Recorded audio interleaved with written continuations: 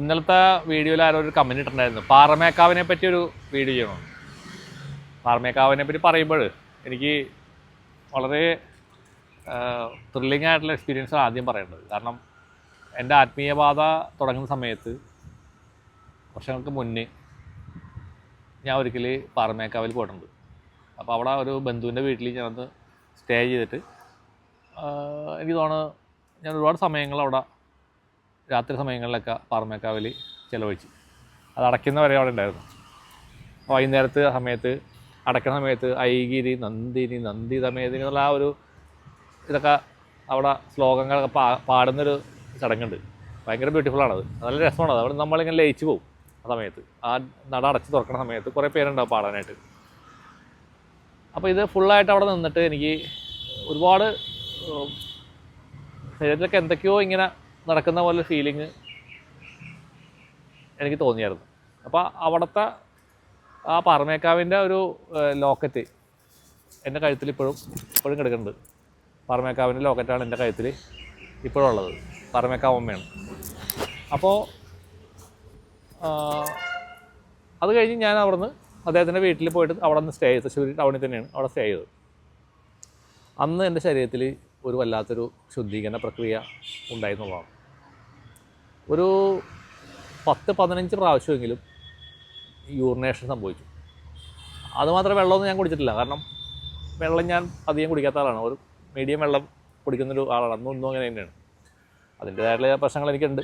പക്ഷേ വെള്ളം കുടിക്കാൻ എനിക്ക് ഭയങ്കര ബുദ്ധിമുട്ടാണ്. അതുകൊണ്ടാണ് കുടിക്കാത്തത്.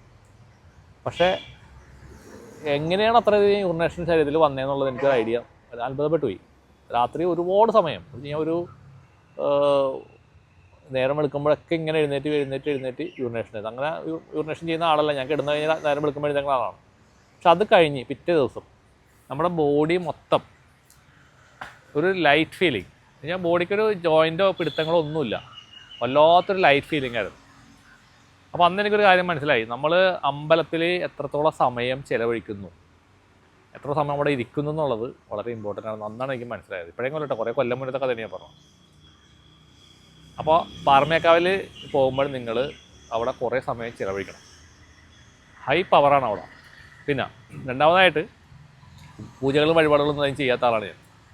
പക്ഷേ ഒരു കാര്യം മാത്രം ഞാൻ എപ്പോഴും ചെയ്യും. നാളികേരം മുട്ടുന്ന സ്ഥലം ഉണ്ടെങ്കിൽ ഞാൻ നാളികേരം മുട്ടും. അപ്പോൾ അവിടുത്തെ നാളികേരം മുട്ടിന് ഒരു പ്രത്യേകതയുണ്ട്. അവിടെ മേൽക്കാവിലാണ് ചെയ്യണത്. നമ്മൾ പോയതൊക്കെ അറിയാം. നമ്മുടെ ചെന്നിട്ട് സ്റ്റെപ്പ് കയറി കുറച്ച് മേലോട്ട് പോകുമ്പോഴാണ് അവിടെ മേൽക്കാവുള്ളത്.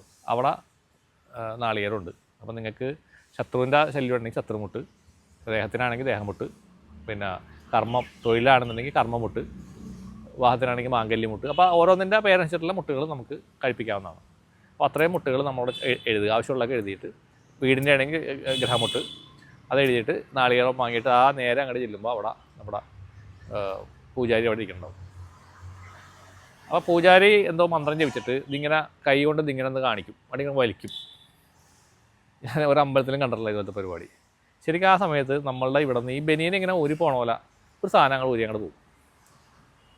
അവിടെ മാത്രമേ ഞാൻ എക്സ്പീരിയൻസ് ചെയ്തിട്ടുള്ളൂ, വേറെ ഒരു സ്ഥലത്ത് ഞാൻ എക്സ്പീരിയൻസ് ചെയ്തിട്ടില്ല അതുപോലെ. കാരണം അതുപോലെ മുട്ടിറക്കണത് അവിടെ കണ്ടിട്ടുള്ളൂ. വേറെ അമ്പലങ്ങളിൽ ഉണ്ടാകുന്ന എനിക്ക് അറിഞ്ഞൂടാ, അവിടെ ഞാൻ കണ്ടിട്ടുള്ളൂ.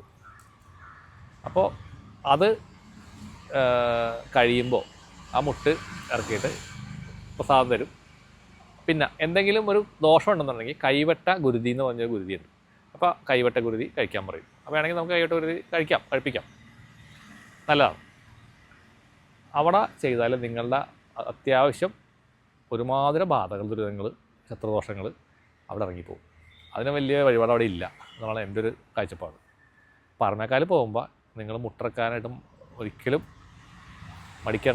മറക്കരുത്, ചെയ്യണം. പിന്നെ അവിടെ ദേവിക്ക്, കീഴ്ക്കാവിലെ ദേവിക്ക്, നേരെ ചെല്ലുമ്പോഴുള്ള ദേവിക്ക് അവിടെ നിന്ന് എന്തെങ്കിലും തട്ടവോ അല്ലെങ്കിൽ എണ്ണയോ നെയ്യോ ഒക്കെ മേടിച്ചിട്ട് അവിടെ കൊടുക്കാം.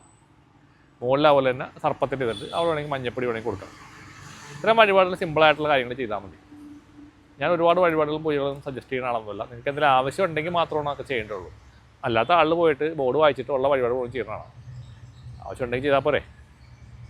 നിങ്ങളവിടെ പോയി ഇരിക്കുക, അവിടെ ടൈം സ്പെൻഡ് ചെയ്യുക, അവിടെ നിന്ന് ധ്യാനിക്കുക. എത്രത്തോളം സമയം നിങ്ങൾക്ക് അവിടെ ഇരിക്കാൻ പറ്റുമോ.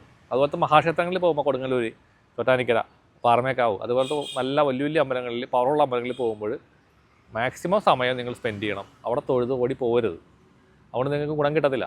നിങ്ങളവിടെ ഇരിക്കണം. നിങ്ങളുടെ മൂലാധാരം അവിടെ ഗ്രൗണ്ടിൽ നിലത്തിരുന്നാൽ മതി, ഒരു കുഴപ്പമില്ല. കസേലൊന്നും ഇരിക്കേണ്ടത്, അത് നിലത്ത് അവിടെ ഇരിക്കുക. ഇരുന്ന് കഴിഞ്ഞാൽ നിങ്ങൾക്ക് അവിടെ നിന്നുള്ള നിങ്ങളുടെ ശരീരത്തിൽ ഇറങ്ങി ആവശ്യമില്ലാത്ത എനർജി ഇറങ്ങിയും പോവുകയും ചെയ്യും, അവിടെ നിന്ന് കയറി വരികയും ചെയ്യും, ചാർജിങ് കയറി വരികയും ചെയ്യും. അത് നിങ്ങളൊന്ന് ചെയ്ത് നോക്കാം. ഇപ്പോൾ പാറമേക്കാനെ പറ്റി പറയണമെന്ന് അവിടെ ചെല്ലുമ്പോൾ എന്ത് ചെയ്യണമെന്ന് ഒരാൾ ചോദിച്ചു. എനിക്ക് ഇത്ര അറിയുള്ളൂ കേട്ടോ. ഞാൻ അവിടെ ഇത്ര ചെയ്തിട്ടുള്ളൂ. വേറെ അതിൽ കൂടുതലുള്ള പരിപാടികൾ എന്തൊക്കെയാണെന്നൊന്നും എനിക്കൊരു ഐഡിയ ഇല്ല. നിങ്ങൾ അവിടെ ചെന്നിട്ട് നിങ്ങൾക്ക് ഏതാവത് ചെയ്യാം. പക്ഷേ റിസൾട്ട് കിട്ടിയതുകൊണ്ടാണ് ഞാൻ ഈ കാര്യം പറയുന്നത്. അപ്പോൾ എന്തായാലും പാറമേക്കാവ് അമ്മ അതീവ ശക്തിയുള്ള ആളാണ്.